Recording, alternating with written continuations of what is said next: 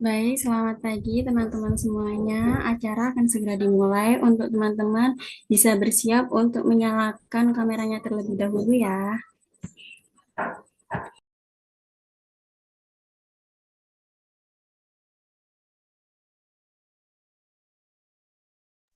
Baik, selamat pagi Bapak Ibu sekalian dan seluruh peserta. Sebelumnya izin untuk memulai acara. Assalamualaikum warahmatullahi wabarakatuh. Salam sejahtera bagi kita semua. Shalom, Om Swastiastu, Namo Buddhaya, salam kebajikan. Yang terhormat Bapak Kukuh Ari Setiawan selaku Koordinator Pojok Statistik Universitas Negeri Surabaya yang kami hormati. Kemudian Ibu Uswatu Nur Afifah selaku statistisi ahli muda BPS Provinsi Jawa Timur sekaligus pembina Pojok Statistik Universitas Negeri Surabaya. Yang terhormat narasumber kita pada hari ini Bapak Ajiwaseso Harumeka, SST Mstat, selaku statistisi ahli muda BPS Provinsi Jawa Timur. Dan yang kami hormati Bapak Ibu dosen Universitas Negeri Surabaya, tak lupa juga menyapa seluruh peserta edukasi asyik dengan statistika yang berbahagia. Puji syukur kehadirat Tuhan Yang Maha Esa karena limpahan berkat rahmat dan karunia-Nya kita semua dapat menghadiri edukasi asyik dengan statistika dalam keadaan sehat walafiat. Saya Alifa Fauzia Ardania selaku Master of Ceremony mengucapkan selamat datang di Dahsyat Pojok Statistik Universitas Negeri Surabaya dengan mengusung tema Data Sakernas Harta Karun Penelitian yang diselenggarakan pada hari ini Sabtu 17 Mei 2025. Semoga apa yang kita dapatkan pada pagi hari ini dapat menjadi ilmu baru bagi kita semua. Dengan demikian, izinkan saya membacakan susunan acara pada hari ini. Yang pertama, pembukaan oleh MC, kemudian menyanyikan lagu Indonesia Raya dan Mars UNESA, dokumentasi, penyampaian materi oleh narasumber kita, dan yang terakhir yaitu penutupan.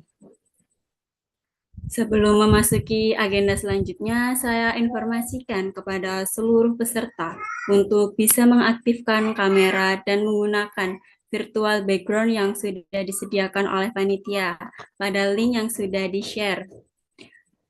Kemudian nantinya peserta yang akan mendapatkan sertifikat hanya peserta yang mengisi link presensi dan melakukan feedback. Baik, memasuki agenda yang kedua, yaitu menyanyikan lagu Indonesia Raya dan Mars Universitas Negeri Surabaya. Kepada peserta, mohon mengikuti dengan penuh hikmat dari tempat masing-masing dan kepada panitia yang bertugas dipersilahkan.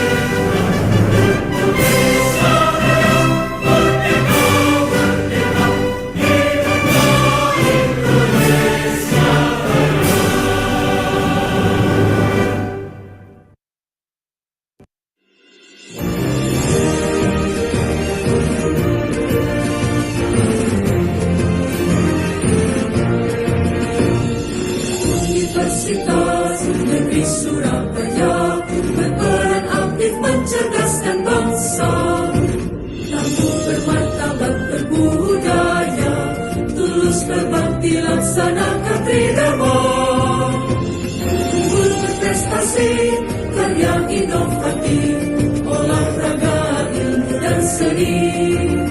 Berjalan teradaptif, kolaboratif, untuk kejayaan negeri.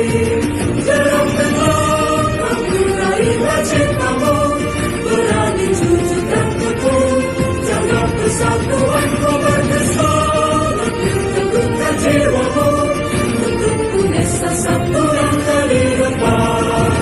Gerakkanlah kamu raihlah cintamu, berani jujur dan tekun, jaga persatuan kau berdesa, lebih teguhkan jiwamu, untuk UNESA satu langkah di depan.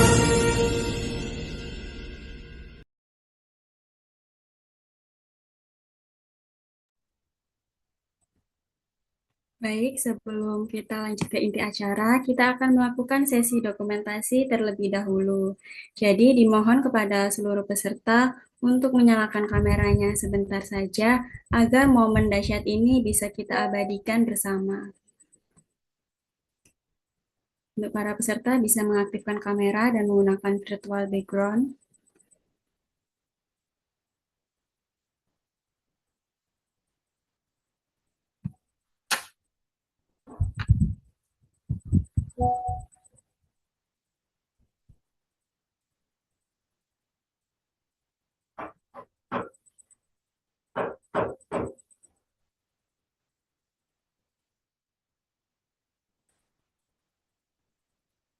Mohon untuk peserta bisa menyalakan kameranya sebentar dan menggunakan virtual background yang sudah disediakan pada link SID.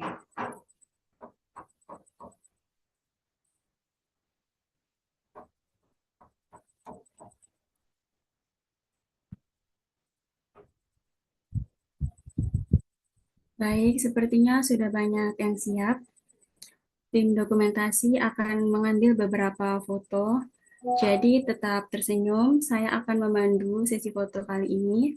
Saya akan hitung mulai dari 1, 2, 3. Tetap tersenyum. Baik, mungkin bisa berpose. 1, 2, 3. Satu kali lagi, saya hitung. 1, 2, 3. Baik, dokumentasi selesai. Terima kasih semuanya yang sudah ikut berpartisipasi dalam sesi foto dan dokumentasi. Beberapa agenda sudah kami laksanakan, kini tibalah kita pada inti acara yang telah kita nantikan. Tentunya untuk memandu jalannya diskusi dan penyampaian materi, kami telah menghadirkan seorang moderator yang luar biasa yang akan mengarahkan jalannya dahsyat pada hari ini. Tanpa berlama-lama, mari kita sambut moderator kita, Kak Miftahus Silva Kolbi. Apakah sudah bergabung, Kak Syifa? Sudah. Baik, terima kasih MC atas kesempatan yang sudah diberikan. Assalamualaikum warahmatullahi wabarakatuh. Shalom, Om Swastiastu, Nama Budaya, Salam Kebajikan, Rahayu. Bapak, Ibu, dan teman-teman mahasiswa Universitas Negeri Surabaya, serta teman-teman yang mungkin berasal dari eksternal kampus, senang sekali saya Miftah Sifa Kolbi Ibrahim sebagai moderator pada sesi hari ini menyambut Anda semua. Semoga kita semua dalam keadaan sehat dan penuh semangat. Acara pada pagi hari ini adalah rangkaian dari event rutinan Pojok Statistik Universitas Negeri Surabaya, yakni webinar yang menarik dan bermanfaat tentunya dengan narasumber yang tak kalah hebat dan inspiratif. Webinar kali ini mengusung topik dahsyat data Sakernas harta karun penelitian. Baik, untuk lebih jelasnya mengenai topik pada pagi hari ini, tanpa berlama-lama kita sambut pemateri kita pada pagi hari ini, Mari kita sambut pemateri hebat Pak Arga Parama Yufinanda, SST. Beliau adalah ahli muda BPS Provinsi Jawa Timur. Oke, makasih. Selamat Suara pagi, saya sudah bisa Pak. terdengar, Sudah, teman-teman? Bapak. Bapak Ibu, sudah ya? Oke, Sudah. makasih Mbak Miftahus ya. Ya, Saya tadi bagaimana sempat mau kabarnya? keluar itu Mbak. Soalnya kayaknya tadi yang disebut narasumbernya yang lain. Takutnya saya salah sesi. Oh, ternyata enggak ya. Oke, Alhamdulillah. Ya, mohon Oke, maaf, Bapak. Bapak Ibu, Bismillahirrahmanirrahim. Assalamualaikum warahmatullahi wabarakatuh. Waalaikumsalam. Yang saya hormati Pak Kuku Haris Setiawan selaku Koordinator Polstat UNESA. Mungkin eh, Bapakku sudah bergabung. Yang saya hormati Mbak Uswatun selaku anggota tim Pojok Statistik di BPS Provinsi Jawa Timur serta Bapak Ibu teman-teman dari UNESA yang saya banggakan. Nah, ini saya sudah bisa share screen atau belum? Oh, sudah ya. Oke. Mohon maaf, Bapak. Izinkan saya terlebih dahulu membacakan aturan penyampaian Oh, materi ya, Pak. siap. Oke. Penyampaian materinya Siap, selama Mbak Siva. 40 menit dan dilanjutkan dengan 5 menit sesi tanya jawab. Jadi siapkan fokus teman-teman ya. Baik, untuk Pak Arga kami persilahkan. Ya, oke. Makasih Mbak Siva. Izin saya share screen ya, teman-teman ya.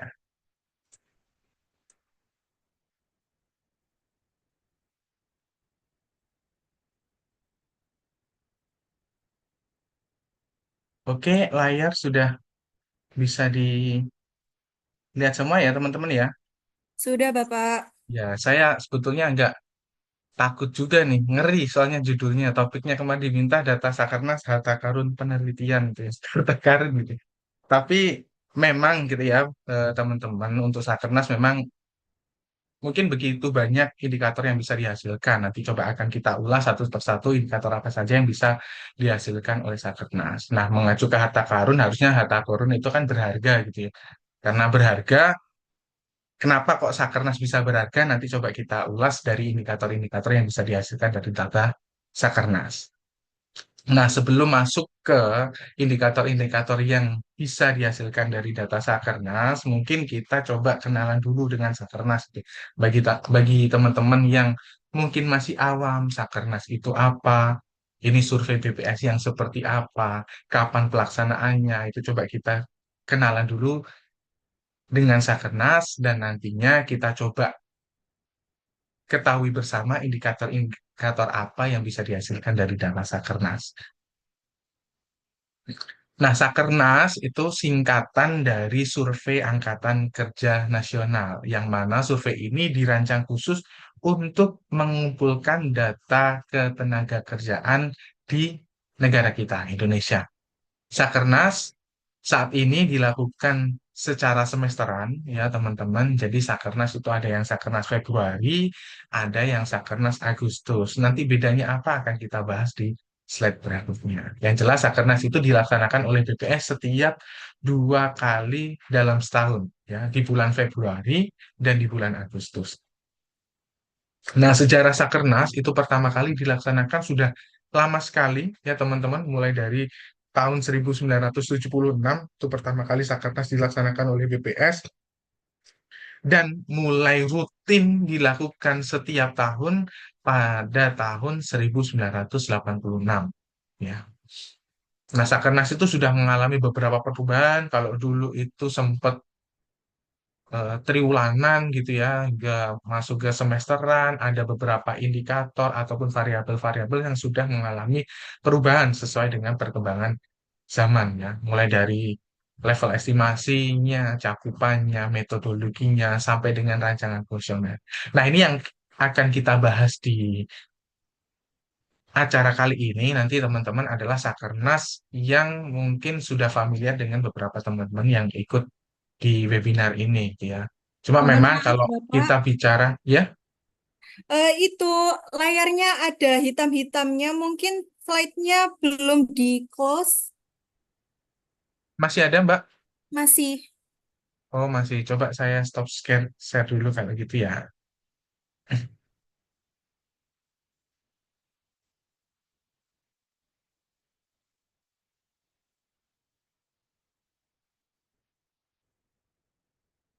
Ini masih ada hitam-hitamnya kah? Masih ya? Si Bapak. Oh, sebentar, sebentar.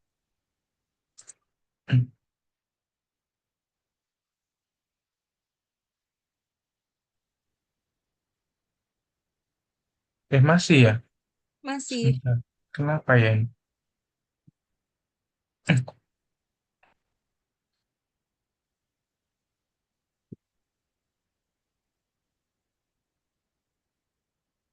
Ada yang tahu mungkin kenapa ini masih ada hitam-hitamnya?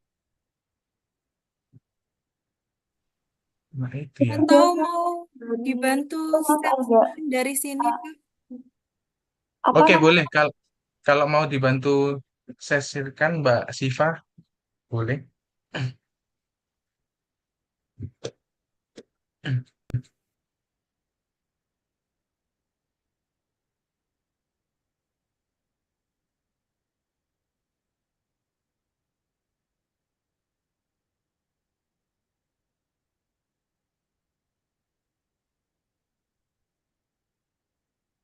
Oke.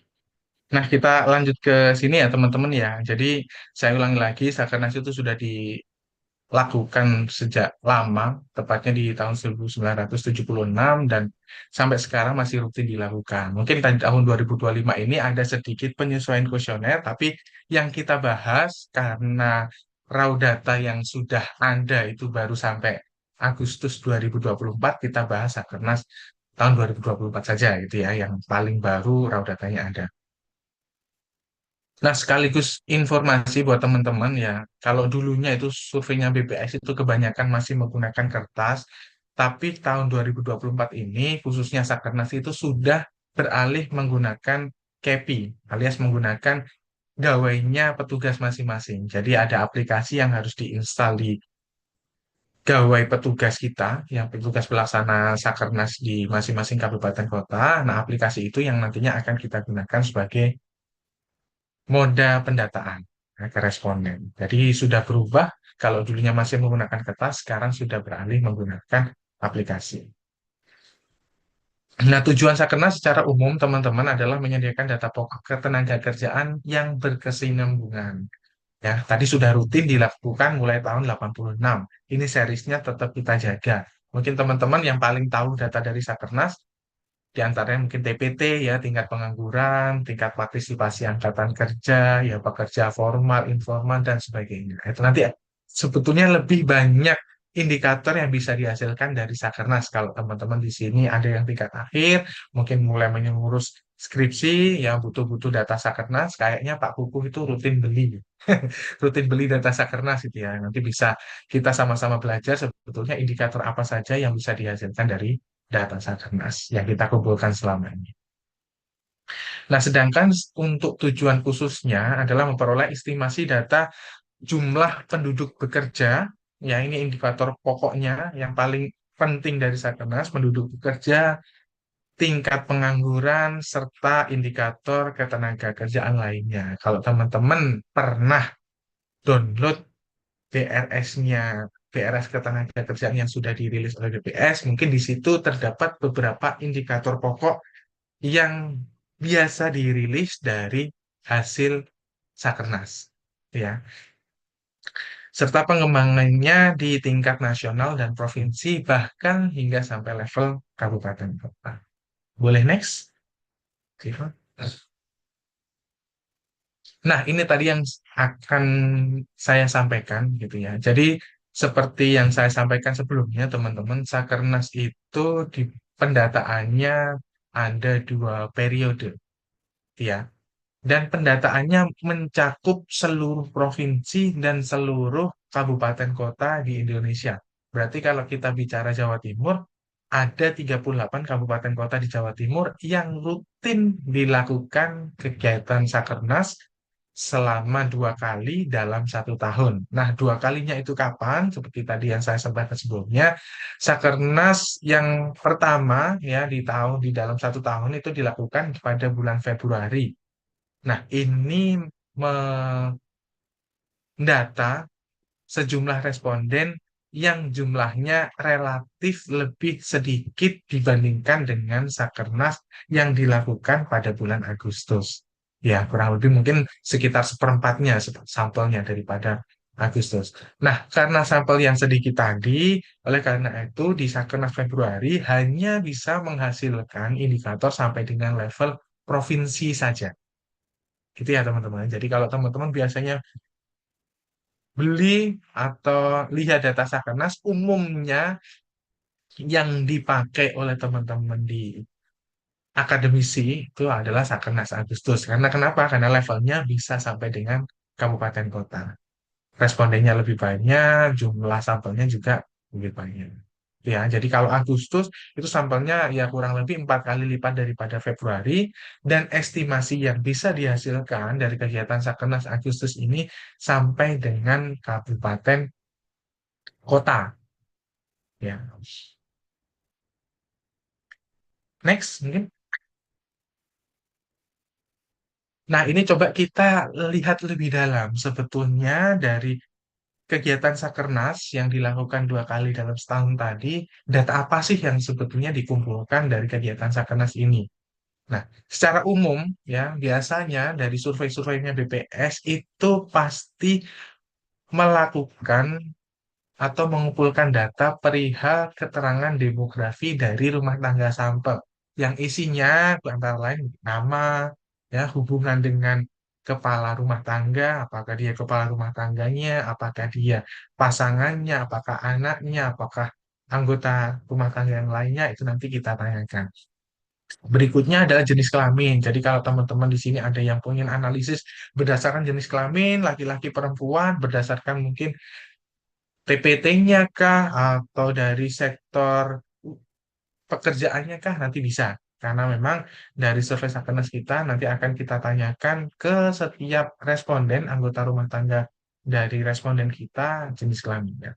Kewarganegaraan ini juga kita tanyakan di Sakernas, apakah warga negara Indonesia ataukah warga negara asing. Barangkali ada responden kita meskipun sangat-sangat rare case ya untuk warga negara asing itu, tapi memang tetap kita tanyakan. Jadi ada pertanyaan di Sakernas.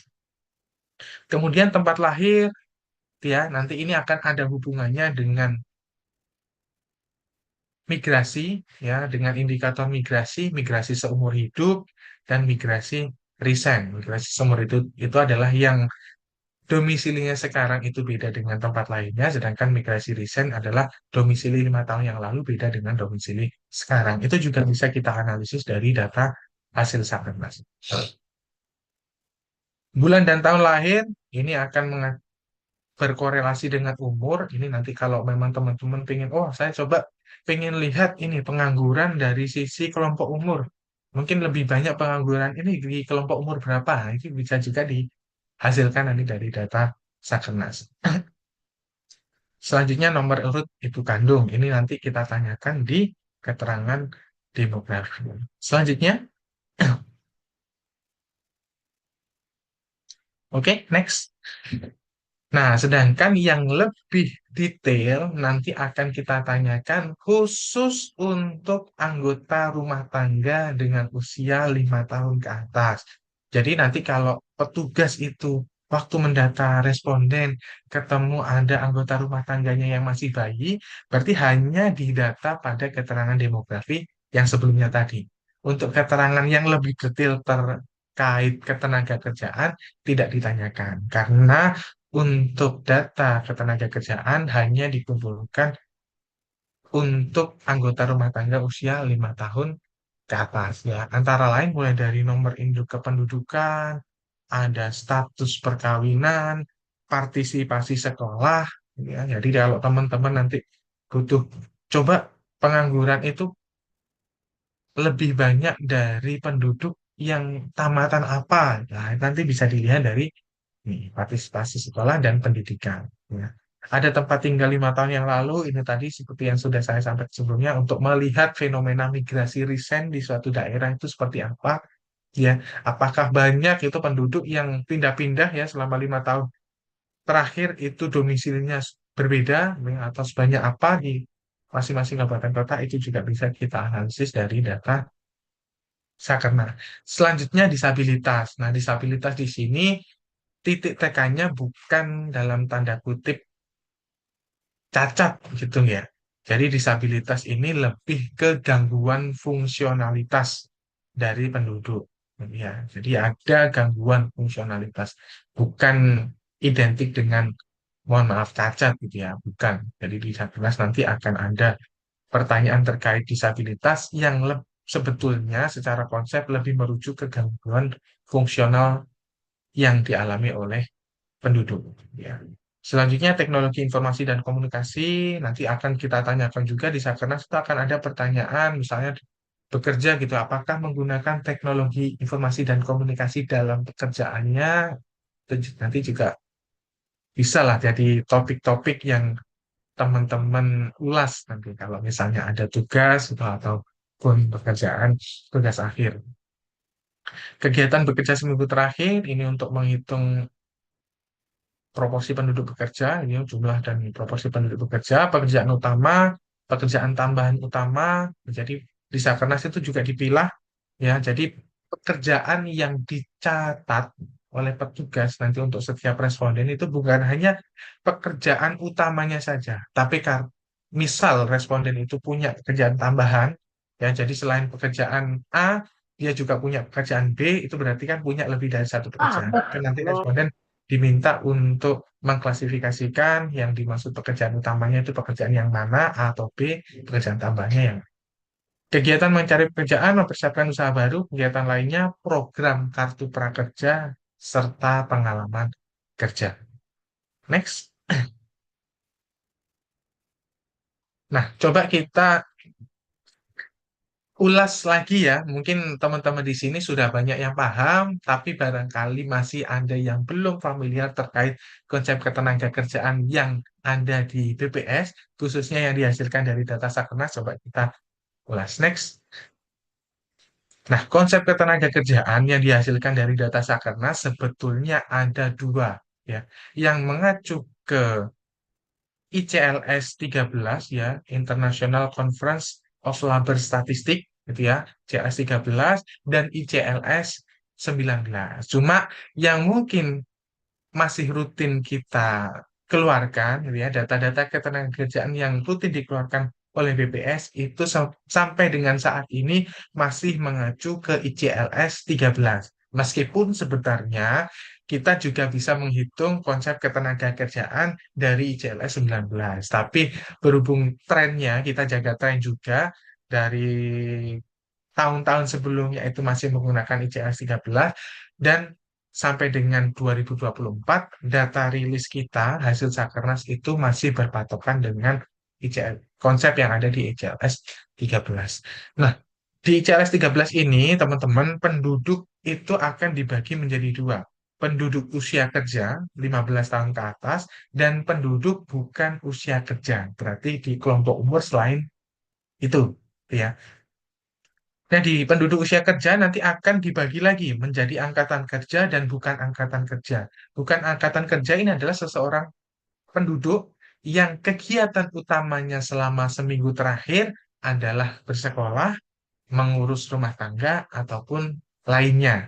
Ya, jadi kegiatan utamanya itu bukan bekerja, termasuk ke dalam bukan angkatan kerja. Nah, yang masuk ke dalam angkatan kerja nanti juga dibagi. Berarti ada penduduk bekerja dan pengangguran. Nah, bekerja itu siapa? Dibagi lagi. Bekerja itu ada penduduk memang yang selama seminggu terakhir itu melakukan pekerjaan dengan tujuan menghasilkan keuntungan minimal 1 jam, ya. Dan penduduk yang selama seminggu terakhir sementara tidak bekerja. Dia sebetulnya punya pekerjaan, tapi selama seminggu terakhir sementara tidak bekerja. Entah itu sedang sakit kah, atau cuti, atau liburan gitu ya. Sebetulnya dia punya pekerjaan, tapi selama seminggu terakhir sedang tidak melakukan pekerjaan, itu tetap kita anggap sebagai penduduk bekerja. Nah, berikutnya adalah pengangguran. Nah, ini mungkin topik yang sensitif gitu ya. Mungkin teman-teman di tugas-tugas kelompoknya itu masih sangat sering membahas pengangguran. Nah, pengangguran menurut konsep kita di BPS berdasarkan ICS 13 adalah seseorang yang tidak bekerja ya ataupun tidak sementara tidak bekerja. Jadi memang belum punya pekerjaan gitu ya. Tapi dia sedang mencari pekerjaan ya, atau sedang mempersiapkan usaha, atau sebetulnya sudah punya pekerjaan, sudah diterima kerja, tapi belum mulai bekerja. Yang terakhir adalah seseorang yang putus asa gitu ya. Putus asanya itu karena merasa tidak mungkin mendapatkan pekerjaan. Itu yang kita klasifikasikan ke penganggur. Jadi poin-poin di sini, seseorang diklasifikasikan sebagai penduduk bekerja, pengangguran, angkatan kerja, bukan angkatan kerja, itu bisa kita pilah dari variabel-variabel pertanyaan yang ada di Sakernas. Oke, next. Nah, ini coba kita singgung sedikit saja ya tentang ICLS 19 gitu ya. Tadi sudah ICLS 13, sekarang masuk ke ICLS 19. Jadi perbedaannya secara signifikan ya atau lebih spesifik itu ada di konsep bukan angkatan kerjanya. Ya, jadi kalau tadi di ICLS 13 yang datanya kita rilis ya semester ya, setiap semester di bulan Februari, dan dari hasil Sakernas Februari maksudnya dan Sakernas Agustus itu sedikit berbeda. Jadi kalau di ICLS 13 tadi seseorang dikatakan sebagai bukan angkatan kerja ketika kegiatan utama selama seminggu yang lalu adalah mengurus rumah tangga, sekolah ataupun lainnya. Nah, di konsep ICLS 19 ini untuk bukan angkatan kerja itu adalah sebetulnya masuk ke tenaga kerja potensial. Siapa dia? Adalah seseorang yang sedang mencari kerja, tapi tidak bersedia bekerja dalam waktu dekat. Ya, jadi dia cari kerja tapi tidak bersedia bekerja dalam waktu dekat. Ataupun sebaliknya, seseorang yang bersedia bekerja dalam waktu dekat, tapi statusnya sekarang nggak sedang mencari kerja atau mempersiapkan usaha. Ya. Yang kedua adalah seseorang yang menginginkan pekerjaan. Jadi ada pertanyaan nanti teman-teman ya di Sakernas, ya. Apakah menginginkan Bapak Ibu atau responden menginginkan pekerjaan? Ya. Jadi ketika seseorang itu menginginkan pekerjaan dan dia tidak ada aksi ataupun tindakan dalam bentuk mencari pekerjaan gitu ya, ataupun yang bersangkutan juga sebetulnya tidak bersedia bekerja dalam waktu dekat, tapi mungkin menginginkan pekerjaan ya yang sesuai keinginannya saja lah gitu ya. Ya, itu nanti masuk ke bengkak angkatan kerja. Ataupun memang seseorang yang tidak ingin bekerja, ya ini gampangnya ya salah satu contohnya ya tadi kita bisa samakan dengan yang ICLS 13 ya. Mungkin seseorang tersebut memang fokusnya adalah mengurus rumah tangga, wis nggak pingin kerja istilahnya ya, nggak pingin kerja sama sekali gitu ya. Fokusnya mengurus rumah tangga, ataupun seseorang yang bisa jadi sekolah ya. Nah, sedang sekolah gitu ya, fokusnya adalah belajar sekolah, jadi tidak ingin melakukan pekerjaan. Itu nanti masuk di bukan angkatan kerja untuk konsep ICLS 19. Oke, next. Nah, ini sedikit perbedaan ya, perbedaan dari konsep ICLS 13 dan ICLS 19. Jadi teman-teman, sebetulnya dua konsep ini tetap bisa dihasilkan dari data Sakernas yang BPS kumpulkan, gitu ya. Jadi baik ICLS 13, ICLS 19 sebetulnya bisa. Cuma sampai dengan saat ini memang yang rutin kita rilis kondisi ketenaga kerjaan di Jawa Timur gitu ya, karena saya dari Jawa Timur, keadaan ketenaga kerjaan dari Jawa Timur itu masih mengadopsi konsep di ICLS 13. Jadi masih kita jaga trennya dengan tahun-tahun sebelumnya. Ini ya beberapa perbedaan ya antara konsep ICLS 13 dan ICLS 19. Antara lain petani subsisten. Petani subsisten itu petani yang mayoritas hasil pertaniannya itu dikonsumsi sendiri. Ya, jadi kalau nanam padi, sebagian padinya ya untuk dia makan sendiri gitu ya. Sedikit saja proporsinya yang dijual. Itu masuk sebagai dikatakan sebagai petani subsisten. Kalau konsep lama itu masih dikategorikan bekerja, tapi di konsep baru ICLS 19 itu masih sudah dikategorikan tidak bekerja. Ya. Nah, untuk pengangguran sendiri, Referensi waktunya di ICLS 13 adalah seminggu terakhir, dan alasan putus asa itu masih dimasukkan ke dalam kategori pengangguran. Sedangkan di ICLS 19, referensi waktunya sebulan terakhir dan putus asa tidak lagi dimasukkan ke dalam kategori pengangguran. Nah, ini untuk konsep bukan angkatan kerjanya tadi sudah dijelaskan ya. Jadi ada perbedaan yang cukup signifikan ya ketika di ICLS 13 itu hanya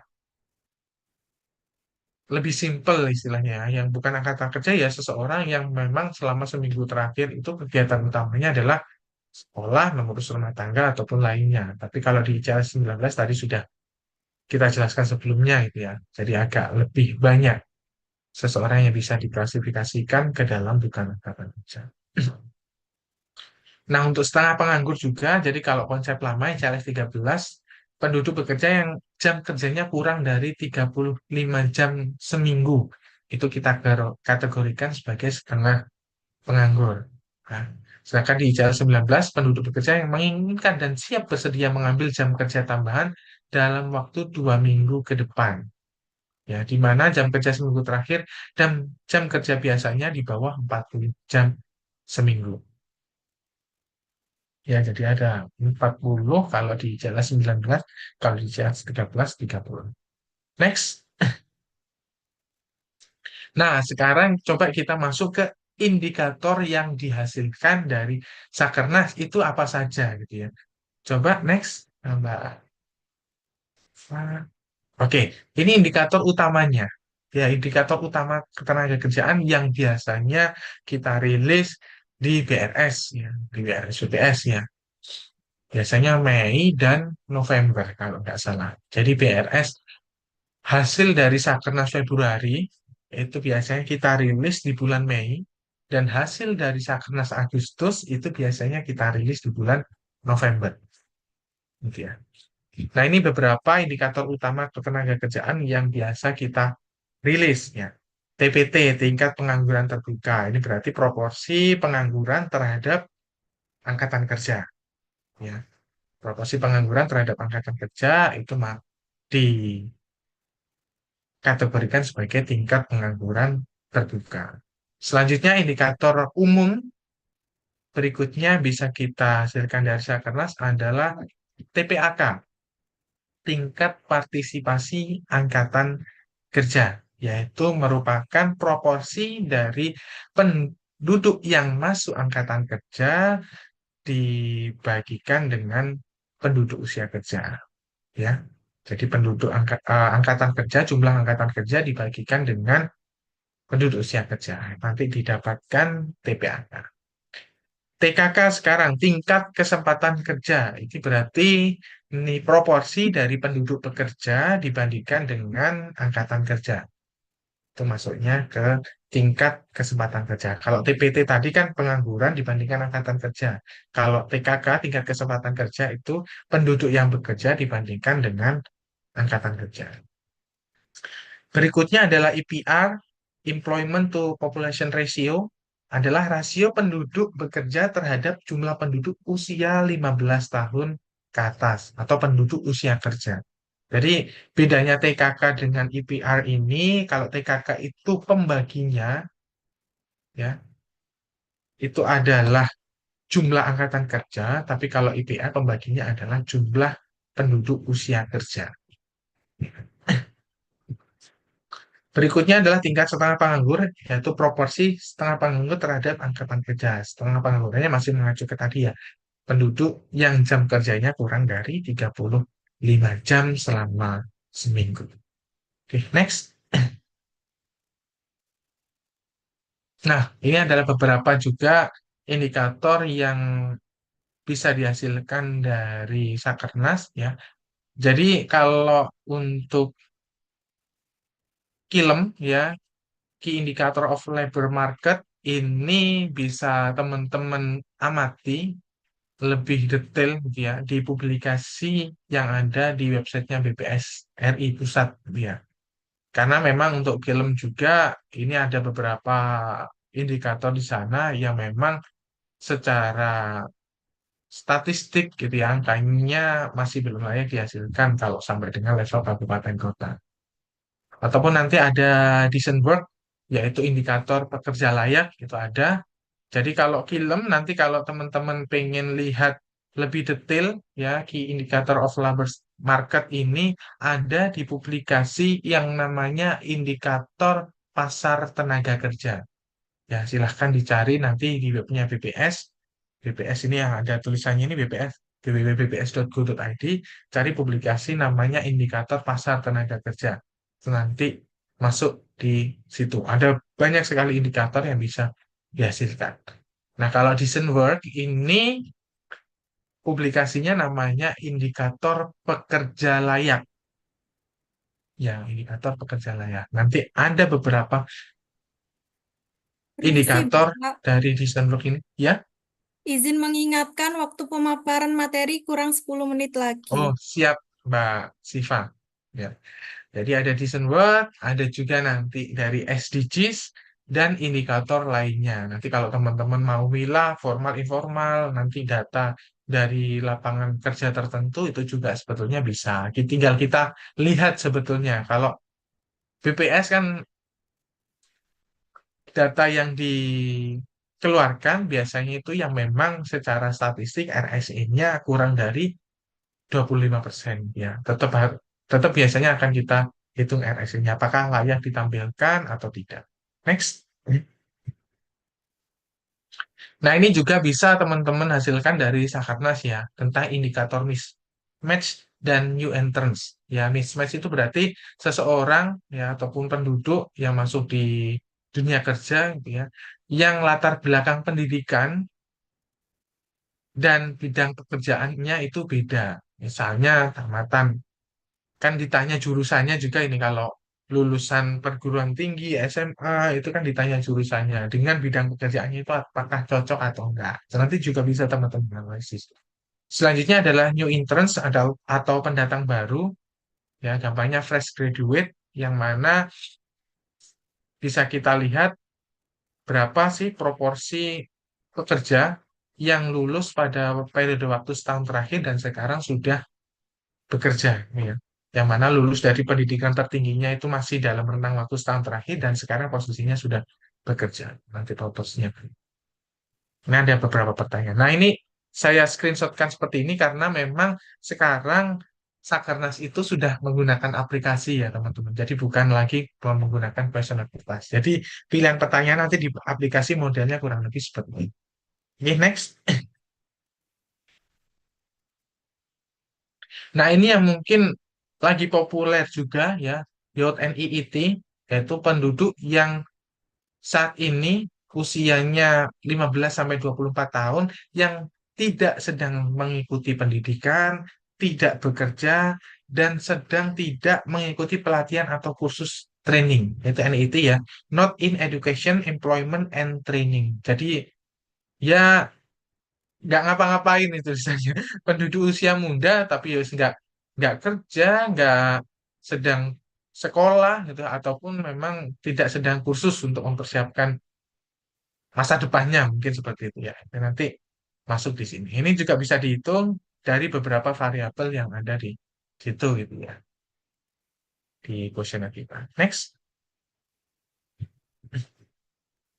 Nah, ini yang saya sampaikan tadi ya teman-teman. Jadi dari data Sakenas itu juga kita bisa dekati ya proporsi penduduk yang melakukan migrasi seumur hidup, ya, di mana tempat lahirnya itu beda dengan domisilinya sekarang, ataupun penduduk yang mengalami fenomena migrasi recent. Jadi pertanyaannya ditanyakan juga selama 5 tahun yang lalu itu domisilinya di mana, ya, tempat tinggalnya di mana, dan sekarang itu tempat tinggalnya di mana. Jika memang berbeda, berarti penduduk tersebut mengalami migrasi recent. Oke, next.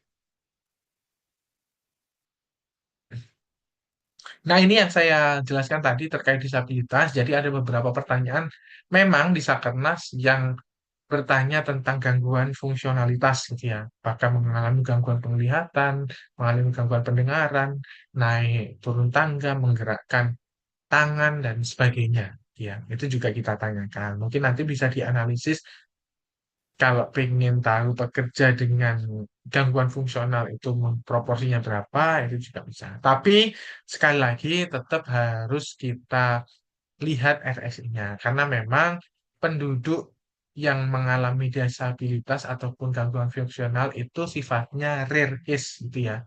Nggak setiap kabupaten kota mungkin ada sampelnya itu untuk penduduk yang mengalami gangguan fungsional. Jadi memang harus kita telaah lebih dalam kalau memang ingin mengeluarkan indikator ini. Berikutnya, oke, next. Nah, kepemilikan telepon seluler ini bisa kita skip saja ya, karena di Susana sebetulnya juga ada. Next. Nah, ini untuk bekerja. Jadi, beberapa pertanyaan itu nanti akan ditanyakan ke responden untuk mendapatkan klasifikasi, ya, pengkategorian apakah responden tersebut masuk ke dalam penduduk bekerja ataupun tidak, ya. Jadi, ada beberapa pertanyaan untuk mengkategorikan suatu penduduk itu bekerja atau tidak, ya, setelah ini. Oke.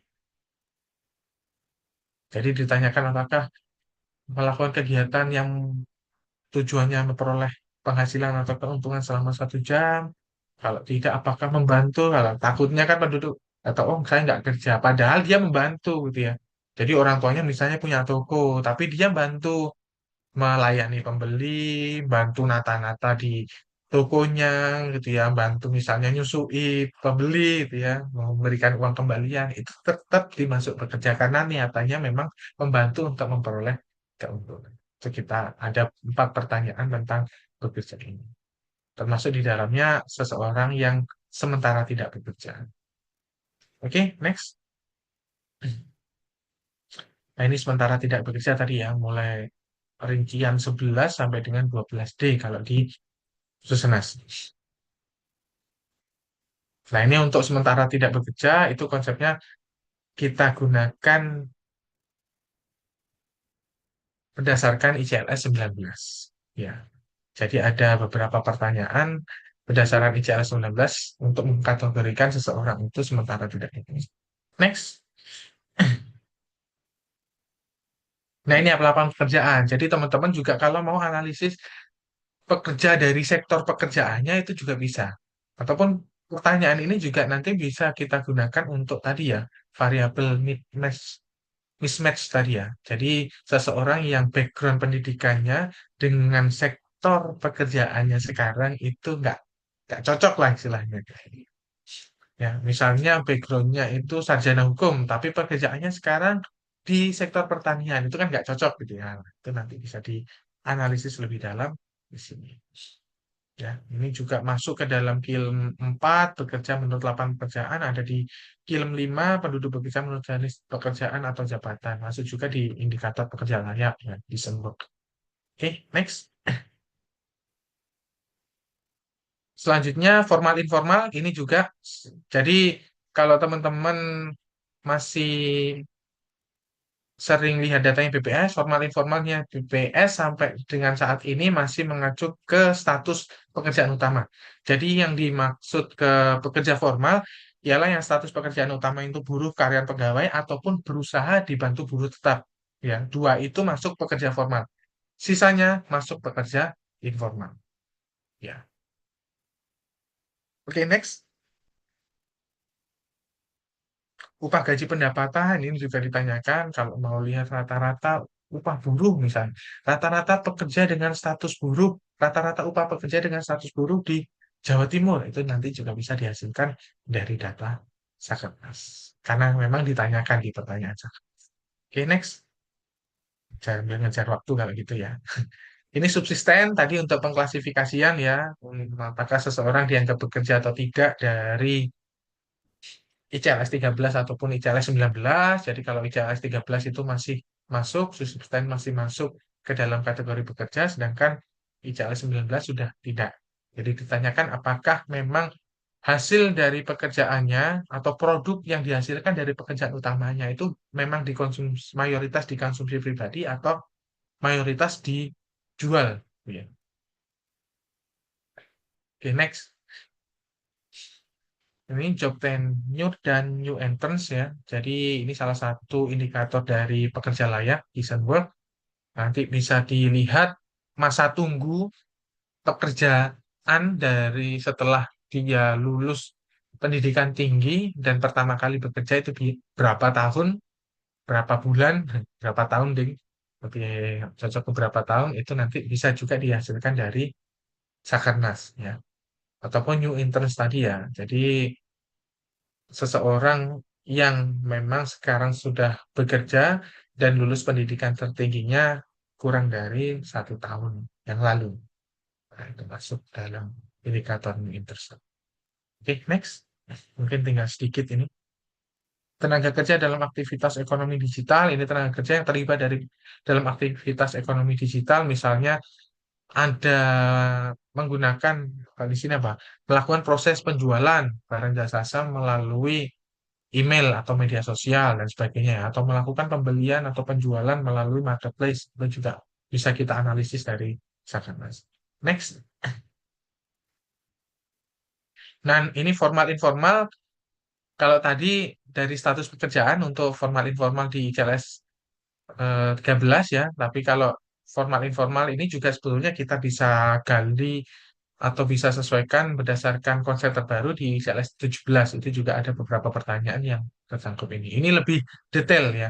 Jadi dilihat dari status pekerjaannya, nanti dari pemerintah atau usaha perorangan atau rumah tangga. Ya. Jadi kalau pemerintah sampai dengan koperasi itu masuknya formal, kalau usaha perorangan atau usaha rumah tangga itu dilihat apakah ada pembukuannya atau tidak. Kalau ada pembukuannya secara lengkap masuk formal, kalau tidak masuk informal. Tapi kalau institusi tempat kerjanya itu rumah tangga, misalnya pembantu rumah tangga gitu ya, itu langsung masuk ke pekerja di sektor rumah tangga. Oke, next.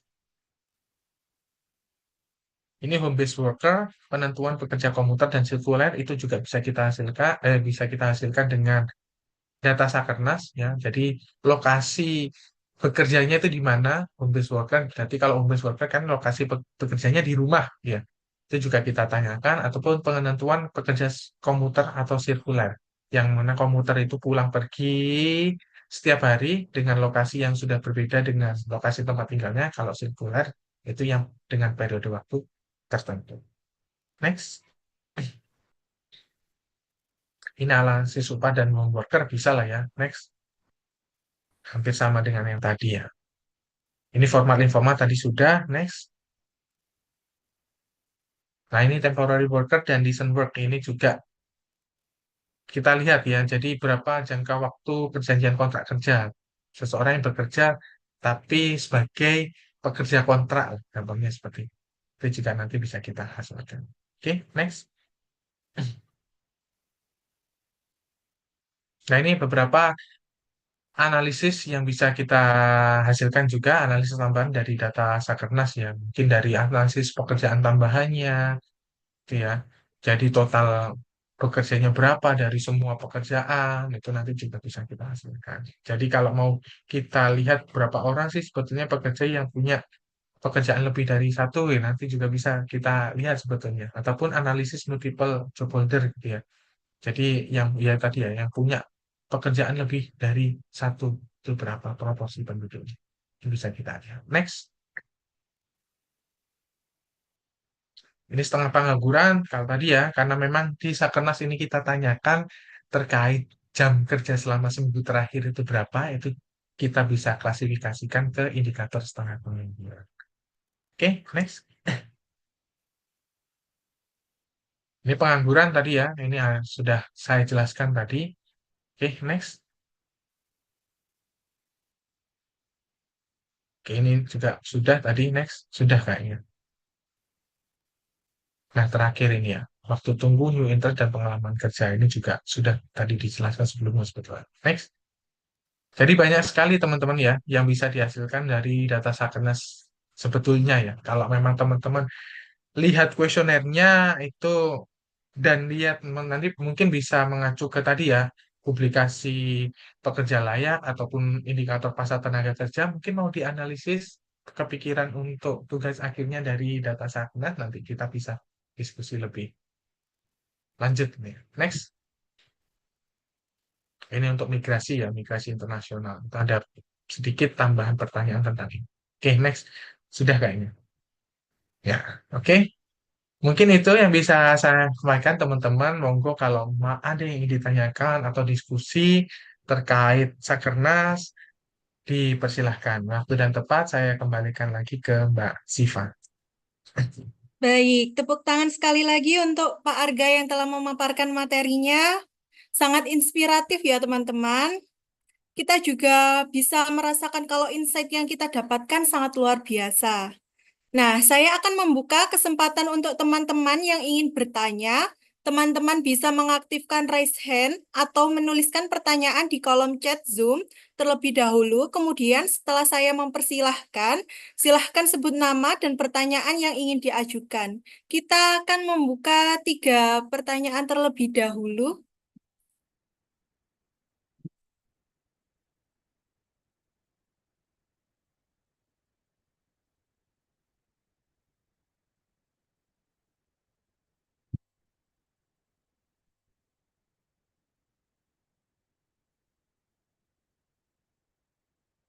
Saya akan membacakan pertanyaan yang ada di kolom chat Zoom dari Kak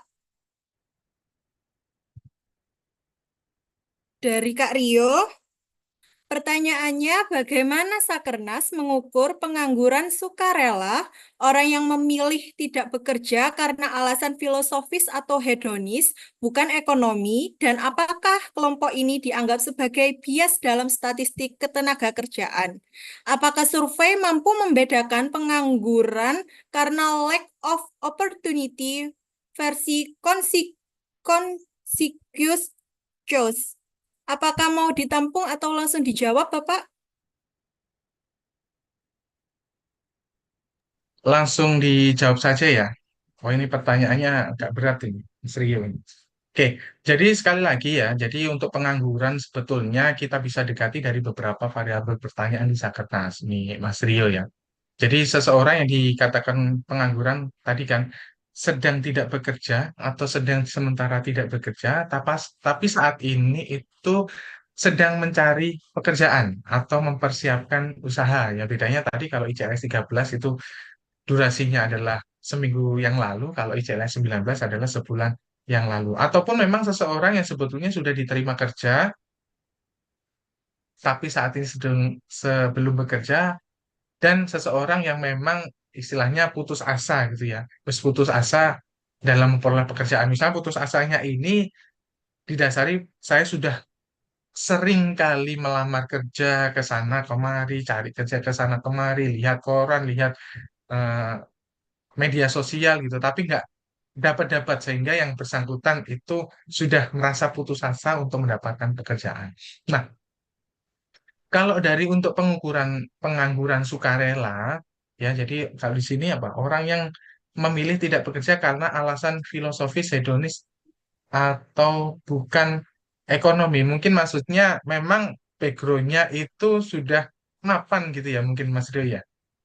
Ya sebetulnya itu eh, gini ya, jadi alasan seseorang tidak bekerja itu kan juga ditanyakan di Sakernas. Itu ada beberapa poin ya.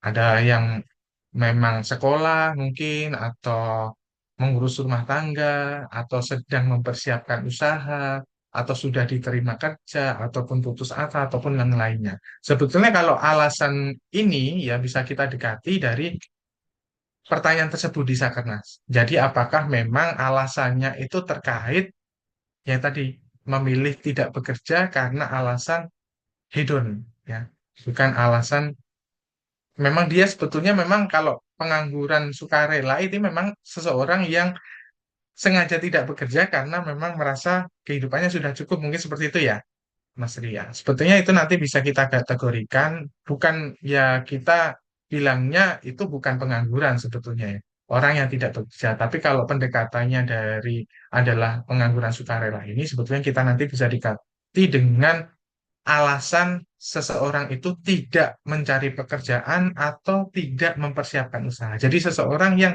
tidak bekerja, tidak mencari pekerjaan, tidak mempersiapkan usaha, itu kita gali alasannya di sana. Mungkin nanti bisa didekati dari situ. Ya, kalau untuk lack of opportunity, ini kan kita di Sakernas juga nggak tanya ya sebetulnya ya pasar lowongan kerjanya di setiap daerah itu seperti apa itu. Kalau sebabnya adalah lack of opportunity, mungkin bisa kita dekati dari alasan tadi. Alasan sedang tidak mencari pekerjaan atau mempersiapkan usaha, apakah memang di daerah tersebut jarang ada lapangan pekerjaan, ataupun mungkin bisa kita dekati dari data sekunder lain mungkin ya. Jadi banyaknya pengangguran di suatu daerah kita bandingkan dengan data yang dimiliki misalnya dari Dinas Tenaga Kerja terkait apa ya lowongan gitu ya, apa lowongan kerja yang disediakan di daerah tersebut. Nah, itu nanti bisa kita analisis lebih dalam di situ sebetulnya. Mungkin menjawab enggak Mas Rio atau ada tanggapan atau sanggahan? Monggo ya. Sangat menjawab, Kak. Oke, siap. Selanjutnya, saya baca dari chat dulu aja ya, Mbak Siva ya. Nah, ini ada pertanyaan lagi dari Mbak Almira Naila Shiva. Bagaimana BPS memastikan validitas data Sakernas mengingat sebagian responden mungkin memberikan jawaban yang tidak akurat atau bias secara sosial? Oke, jadi kita pasti ada upaya untuk menjaga kualitas data, gitu ya. Nah, itulah kenapa visinya BPS itu penyedia data terpercaya untuk semua gitu ya. Jadi kita pasti ada upaya untuk membuktikan bahwa data yang kita hasilkan itu sudah minim sekali error gitu ya. Mungkin kalau error kan ada macam-macamnya ya, ada yang non-sampling error atau sampling error gitu ya. Bisa disebabkan dari petugasnya, bisa disebabkan dari respondennya. Tapi kita ada mekanisme validasi. Jadi meskipun Sakernas itu istilahnya, kalau dulu kan pakai kertas, masih ngentri lagi, nanti kalau ada error baru kita tanyakan. Nah, ini juga berlaku juga meskipun kita pendataannya modalnya sudah menggunakan aplikasi, sudah menggunakan KEPI, tapi ada analisis lanjutan atau pemeriksaan lanjutan yang kita hasilkan. Misalnya ada anomali data, harusnya keterkaitan antara variabel A dan variabel B ini begini, tapi kok jawabannya petugas begini. Nah, itu nanti kita lakukan feedback kembali ke petugas. Ya, kalau memang dibutuhkan turun lapangan langsung, ya silakan turun lapangan. Gampangnya gini, kemarin kita juga coba cek ya tentang Youth and EIT tadi. Jadi memang enggak sih ya, memang sudah benar kondisinya ada penduduk usia muda tadi 15 sampai 24 tahun yang memang benar-benar nganggur ini enggak cari kerja ya, enggak sekolah, enggak ikut kursus ini memang benar-benar kondisinya demikian atau tidak itu kita juga minta petugas turun lagi ke lapangan untuk memastikan bahwa yang bersangkutan benar-benar masuk Youth NEET tadi atau tidak. Jadi ada beberapa step validasi yang kita lakukan ya baik di level kabupaten kota sebagai pelaksana kegiatan Sakernas maupun dari kita di BPS provinsi sebagai pihak yang melakukan monitoring serta evaluasi. Itu ya, mungkin itu yang bisa saya jawab Mbak Almira. Ada lagi mungkin? Ya, ini dari Mas Muhammad Rizky. Apakah pengambilan sampel yang dilakukan BPS memakai cara yang sama di setiap provinsi dan cara yang dilakukan berbeda-beda tergantung wilayah? Ini sama, Mas. Jadi, metodologi pengambilan sampelnya itu seragam untuk seluruh Indonesia. Jadi, mulai dari pengambilan blok sensusnya ya. Jadi, kalau kita enumeration areanya kan blok sensus gitu ya. Jadi, ya, kurang lebih satu blok sensus itu 80 sampai 120 rumah tangga. Nanti kita lakukan pemutakhiran, ya, jadi dari blok sensus tadi kita lakukan pemutakhiran. Nanti dari variabel pemutakhiran itu kita urutkan berdasarkan tingkat pendidikan tertinggi kepala rumah tangganya. Ya, itu jadi salah satu dasar pengambilan sampel kita. Jadi gampangnya ya, kalau apa ya, gampangnya itu ya semakin tinggi tingkat pendidikan rumah tangga, nanti indikator ketenaga kerjaannya mungkin ya akan dihasilkan berbeda dengan seseorang yang tingkat pendidikan kepala rumah tangganya rendah ya. Seperti itu. Jadi kita ambil sampelnya seperti itu.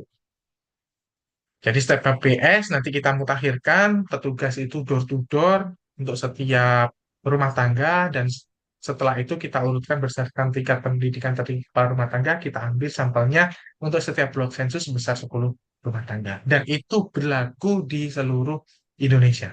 Jadi metodologinya itu bukan berbeda-beda di setiap wilayah, tapi sama. Ya, sudah ditentukan oleh tim di BPS. Atau Baik, mungkin, terima kasih ya, Bapak. iya Selesai Mbak sudah Siva. pemaparan materi sesi tanya jawab kita. Oh Terima ya, kasih sudah, kepada sudah ya. teman-teman. Oke, ya, oke Mbak. Terima kasih kepada teman-teman yang sudah aktif berpartisipasi dalam sesi tanya jawab. Baik, selesai sudah sesi pemaparan materi ini. Kesimpulan yang dapat kita ambil adalah Sakernas adalah survei ketenaga kerjaan nasional yang dilaksanakan 2 kali setahun oleh BPS untuk menyediakan data pokok ketenaga kerjaan dan berkesinambungan di Indonesia.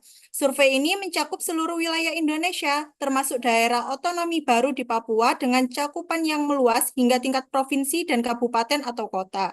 Tujuan utama Sakernas adalah untuk mengukur indikator ketenaga kerjaan utama seperti tingkat pengangguran terbuka, TPT, tingkat partisipasi angkatan kerja, TPAK, tingkat kesempatan kerja, TKK, dan Employment of Population Ratio, EPR. Data yang dikumpulkan mencakup informasi terkait status pekerjaan, sektor formal dan informal, pengangguran, pendapatan, migrasi, disabilitas, kewirausahaan, hingga pekerjaan digital.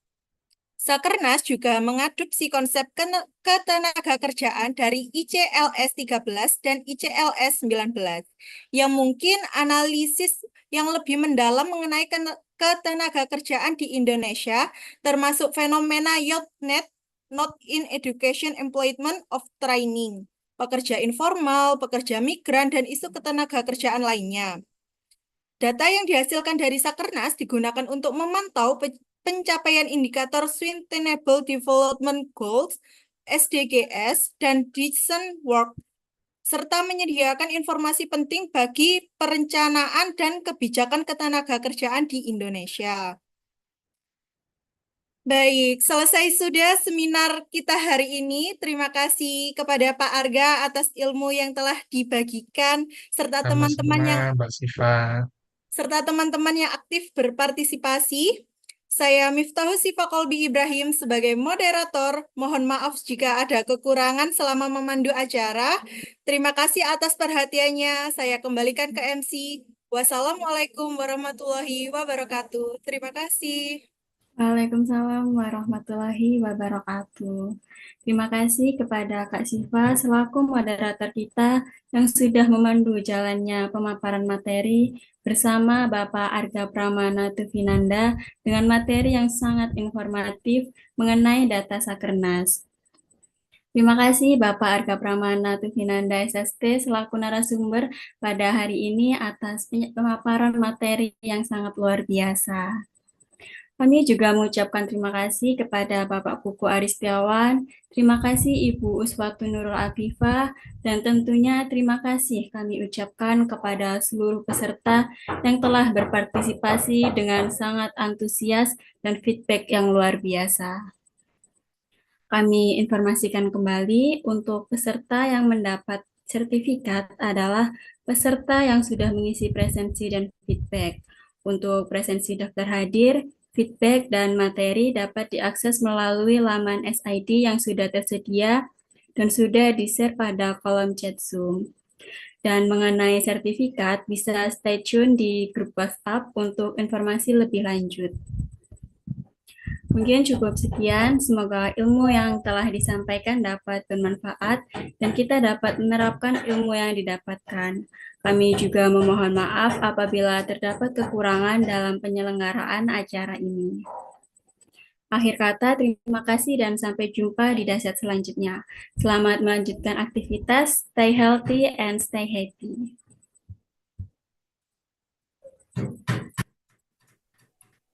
Tentunya Terima kami kasih ada. teman-teman semua. Terima kasih Terima Bapak. kasih Mas Arga. Ya, sama-sama. Teman-teman, kami informasikan kembali bahwasanya Pojok Statistik akan hadir di acara Sukalfest yang diselenggarakan di Maspion Square Surabaya, tepatnya di Atrium IT lantai 2. Jadi mari ramaikan, bisa berkunjung dan datang ke booth Pojok Statistik pada Sabtu 17 Mei hari ini pukul 1 sampai selesai. Terbuka untuk umum ya teman-teman. Terima kasih.